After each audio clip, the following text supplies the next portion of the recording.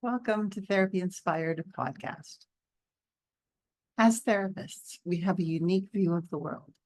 We hold a space for grief and trauma, and yet we also get to witness resilience and healing, all while being human ourselves. We hope to share helpful psychoeducation with our insights from our world as psychotherapists. And now a disclaimer. We'll be talking about things related to therapy.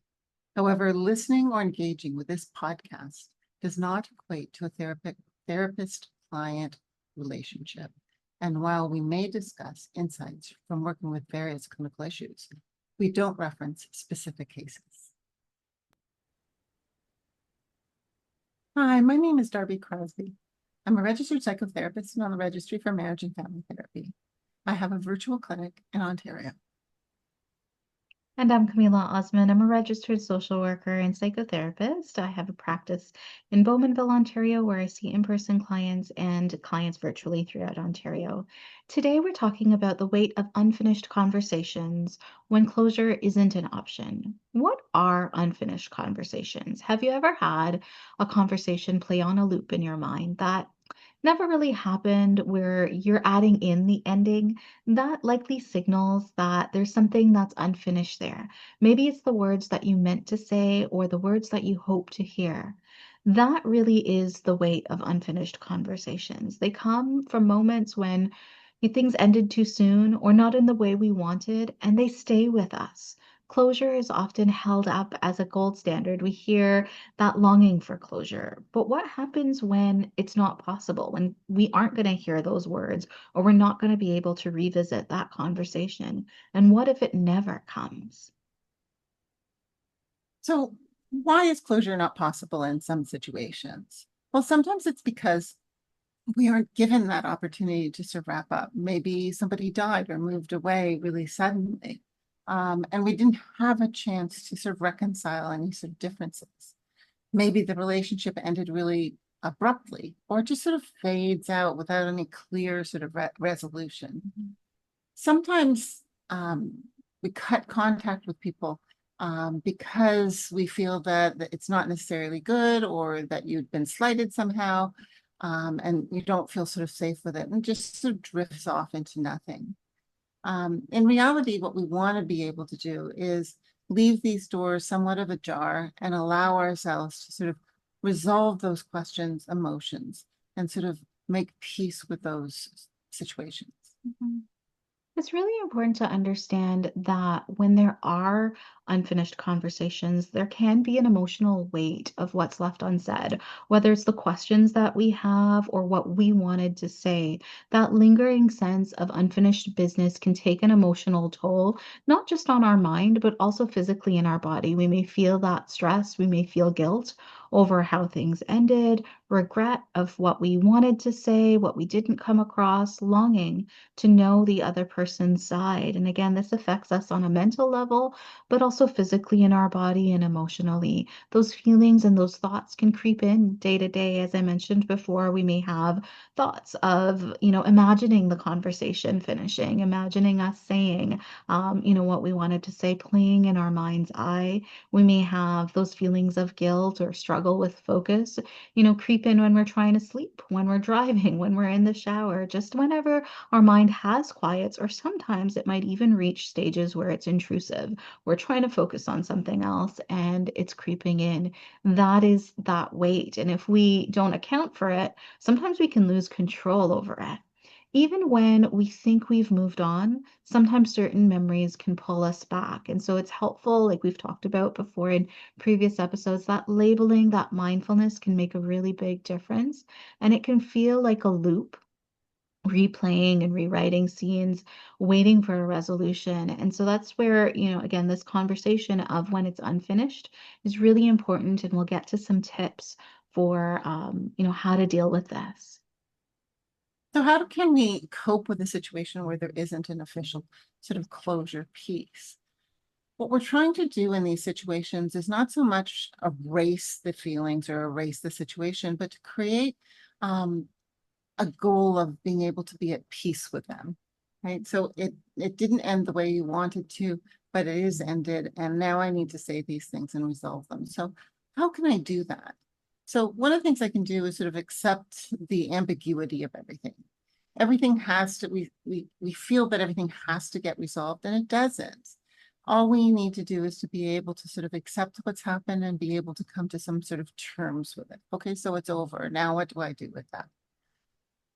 A big thing that's really helpful to a lot of people is writing letters to a person who you've had a difficult time with or had a rupture with. And you're never going to send them, but you write everything that you need to say to them, right? And some people like to burn it. Some people like to just sort of rip it up or whatever, just so that you can get that out and have it released from your body and your mind. Journaling is another excellent way to sort of allow those swirling thoughts to sort of come into a little bit of formation and be able to sort of get them out and lighten our load. Talking to somebody, a therapist, a friend, someone who can hold space without even trying to fix it, right? It's like, yeah, that's difficult, or that's hard, or that wasn't nice. And for other people, creative expression is a wonderful way to sort of resolve that emotional weight. So painting, writing, singing, moving, just some way that we can get the emotions out and get our feelings to sort of settle a little bit. So again, these tools don't give us closure per se, but they help us carry the weight differently. Yeah. One of the things that we can do is work at reframing the story, remembering that sometimes the pain doesn't come not just from what's unsaid, but from the stories that we're telling ourselves about it, the narratives in our mind of what does this mean having this conversation go the way it did, or our last interaction go the way that it did. What we can do is choose to focus on what the relationship or moment did bring us. Even if it ended poorly, what did we keep from it? What lessons are we keeping with us as we go forward, as we process how this, occurred in our life? Even if we don't get to circle back to it with that person, how have we grown, or what, value do we take from it? Whether it's something that's new or something that, has been there before for us. And 2 episodes ago, we talked about forgiveness. And so forgiveness might become part of the process, but it's not always for the other person. Sometimes it's just for itself. And sometimes, like we talked about, 2 episodes ago, it doesn't always involve the other person. Forgiveness might be something that we come to terms with in our mind's eye and our hearts, but not necessarily, reconnecting with the other person, but releasing that emotional charge. And that might be forgiveness of ourselves, what we didn't know, forgiveness of ourselves for how we responded, as well as forgiveness for being human in a messy situation, whether that's for us or for the other person. We can, work through that on each of those levels. We can also look at this closed piece through a spiritual or philosophical lens. So some people find comfort in the idea that conversations aren't limited to just our physical world. So we can speak to a loved one who has passed, meditating or praying as a way of either coming to terms with something or sending a message. Trusting that connection exists beyond the language. And again, talking to others and understanding how they may grieve, right? Again, we need to be careful about that because we don't want others to impose their views on us. But sometimes it's really helpful to understand how other people view life where there aren't tidy endings. And how to manage those things where the chapters remain a little bit open. And as Kameela just mentioned, how can we make meaning out of this situation? So whatever your worldview is, it's very helpful and powerful tool to explore how it helps you relate to the unfinished business.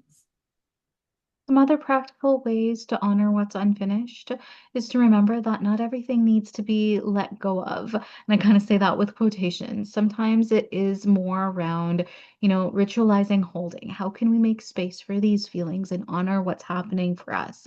And sit with that for a little while. The discomfort of having this unfinished. Make room for the emotions and thoughts that come up with it being unfinished. And we can even do, as we've talked about before too, some compartmentalizing. I'm going to sit with this for 15 minutes and, notice what I feel when I think about this. And then I'm going to, let it go in terms of moving forward with my day. I'm going to choose value guided action instead, do something that feels like it's fulfilling to me. Some ways of sitting with that compartmentalized time when we do decide to sit with those feelings might be to light a candle in memory or reflection. Again, only if any of these rituals feel like they call to you and it fits, because the context of each of these unfinished situations will be different for each person and each moment. We might create symbolic closure. So write a goodbye, write and bury a note in a meaningful place. I think, mentioned Darby, right? Letter writing or journaling. All of those can be part of that symbolic closure. Setting boundaries, reduce like including with yourself, reduce how much you replay. So I'm going to think about this once a day. I'm going to think about this once a week. I'm going to limit or delete those old messages so I'm not rereading it. I'm going to delete this person's phone number so I'm letting go of the temptation to call them again and try to get that closure from them if I know I'm truly not going to get, what I need out of that conversation.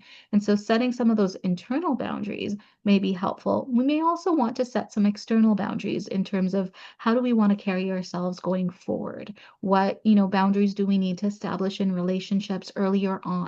And then, of course, practice some self-compassion. Remind yourself you did the best you could in the moment that you're in, you the best that you could at the, with what you had, and being gentle and giving yourself some grace. This isn't about pretending that it didn't matter or minimizing the experience.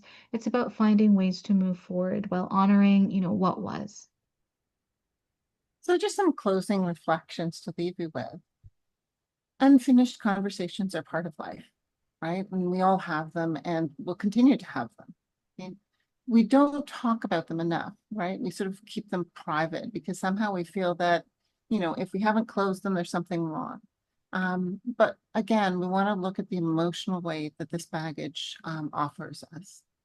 And healing doesn't always mean closure. Like a lot of times people say, oh, you have to heal, so you have to let that go, or you have to do some closure or whatever. It doesn't necessarily mean that. It means that you've come to terms with some of the challenges, some of the emotional difficulties, right? And that you're sort of okay at this particular time. Maybe you'll have to do some more work down the road, but the idea is healing is about your internal feelings.